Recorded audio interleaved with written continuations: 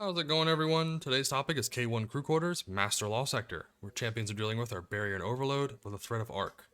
If you're wondering where K1 Crew Quarters are, you can always find it on your map. Look for the indicator, says the moon. Look for the indicator on the map here. You can click it as a waypoint. You'll zone in here at Sanctuary, you'll come all the way around, go right to K1 Crew Quarters.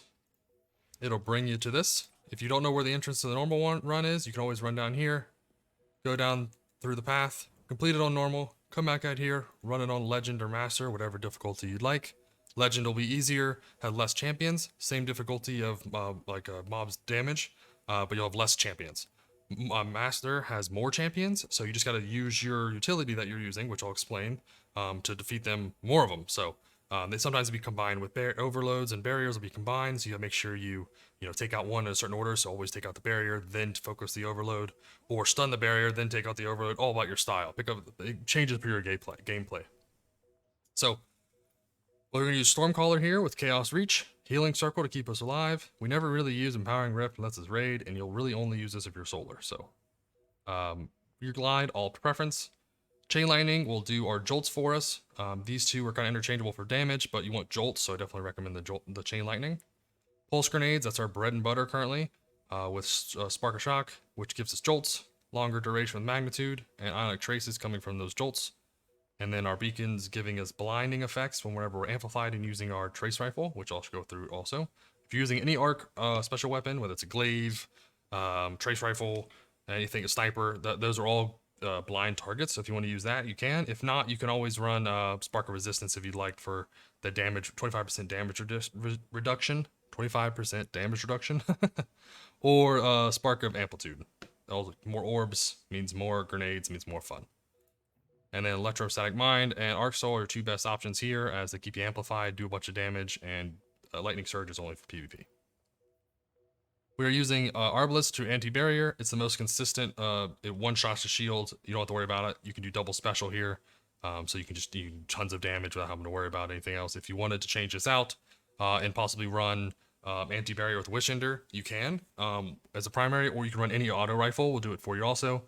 So definitely pick pick whatever you'd like. So if you want to run auto rifle with Centrifuge in this slot, you can then run say a Riptide here with Chokelip. Both switch these, like, you can definitely run that if you'd like to. It's all a preference. Rocket Launcher for damage.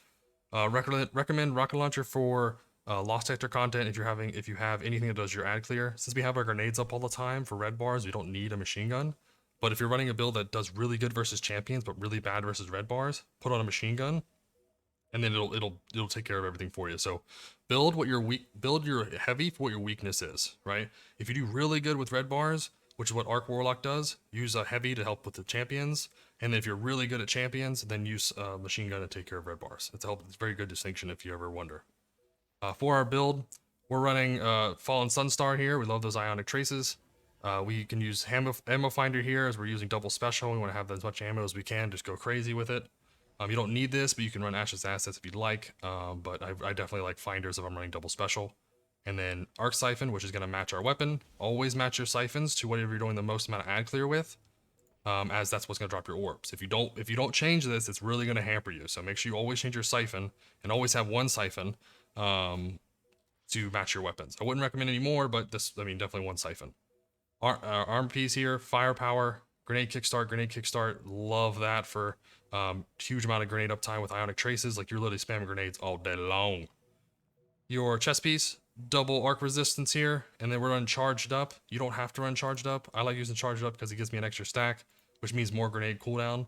Again, you don't have to if you wanted to. If you're running maybe like Armamentarium for a Titan, or Shinobu's Vow for a Hunter, both of those would give you 2 charges, so this may help you because it'll give you even more regen back. But you don't really have to run this. You can always run this as another resistance. You can run it as like a solar or stasis or whatever you want to. Or if you wanted to, sniper resistance is pretty good here, as there are some things that'll shoot you from long distance. So sniper resist with 2 arc resist, and you'll be in a good spot. Again, it's all up to preference. These bottom slots, I kind of do the same all the time. If ever focusing on grenade build, always bomber, powerful attraction. If your arc, elemental charge with a warlock with Ionic Traces, just nasty. Same thing with a Titan. This thing is insane, so definitely recommend these two together, and then everything else down here is just standard what I'd recommend for every class. So 100 resilience, 100 discipline, focus your full build on arc. The only thing is, make sure if you're running an auto rifle, make sure you have anti-barrier in your artifact. Running trace rifle, make sure you have it here. Very important that you don't. If you're wondering why my auto rifle is not destroying barriers, that's probably why. So if you're ever going, this isn't working, definitely check your artifact and see what's going on with it. But let's go and hop into it. Should be a quick run. This won't be the fastest of runs, as this run does take maybe, it has some things that slow you down, so maybe 4 or 5 minutes. It won't be 1 minute runs. So get the armor piece you need and then move on with your day if you need to. But as always, like and subscribe. Appreciate all the support. You guys are amazing, and I will continue making these videos as long as they're helping people out. So thank you for your support. Test. Okay. All right, here we go. So let's go ahead and go down here. We're gonna keep our grenade active because we don't want to use it yet. We want to get down here this corner. We kill a few mobs. What's gonna do is gonna activate the overload to spawn in the corner. Oh, I guess it spawned over here today. Interesting. Okay, we're just gonna rocket him down and then finish him off. Usually he spawns over there, but I guess he decided to juke me out today.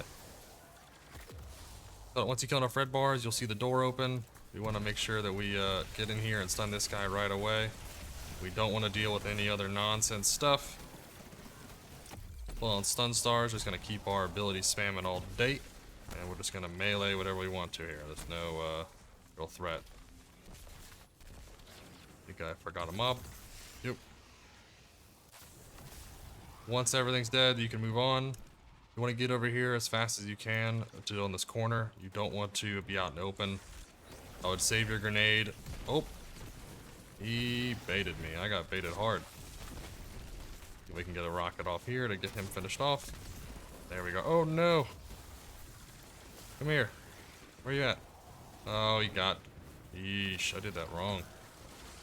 I did that wrong. He was too close to the edge. Don't push me, cause I'm close to the edge. He is just zooming around. You want to make sure I rocket him down, because don't want to deal with all that nonsense when it comes to the next overload that pops up. Because he is more difficult to deal with, as he is paired up with the barrier. So he can sometimes be immune, and you're just going to be in a bad spot. So you want to get the damage on the barrier, nuke it down with best you can. Standing in your healing rift will be fine. There we are, and we'll just rocket him down just to make sure everything's done. Autoloader definitely makes a difference for a rocket launcher. Makes it way easier, saves you some hassle. As long as you're in a healing rift, you're safe. As long as you have arc resist on, you'll be even more safe with all the ranged attacks. So find yourself a good spot. Don't be anywhere without being in your healing circle. And then if you need to, you can always ult to get yourself alive. You have a 60% damage reduction. So you won't die with it. So then finish off overload. We're hiding over here, that way we don't get killed by the things over here on the far side. We don't want to deal with them at all. Oh, I thought I had a grenade active, but I actually don't. I actually don't have my healing circle available either. Oh, I heard the sound effect, so I jumped down here real fast. Didn't want to deal with him getting healed up. That would have been not fun. I can't run out there to grab heavy ammo, as I know I'm going to get sniped from these guys, so you want to be very careful of positioning. So, take them out with Arbalest, and you're good. Wish Ender will also do it for you, but you want to make sure that, Wish Ender actually doing one shot, I believe, so if you like using a primary rather than a special, do that. But it's all up to feel, it's all about a preference. Do you like to do double special? Do you like to do primaries? It's up to your style. What I'm going to do is I'm going to grenade in the corner here. And then I'm gonna, oh, he actually, what is going on? These guys are juking everywhere. They're like trying to be unpredictable. Want to just blow the servitor up. I don't want to deal with anything else. Usually they're not this unpredictable. But you can go up here and I'm just gonna melee these guys, chain them. Oh, I guess he, there we are. Chains everything through, gets them that health. I want to find the boss. I don't necessarily want to nuke the boss yet, as I don't want to have to deal with the barrier, so I want to make sure that I kill the overload first. Don't let him move.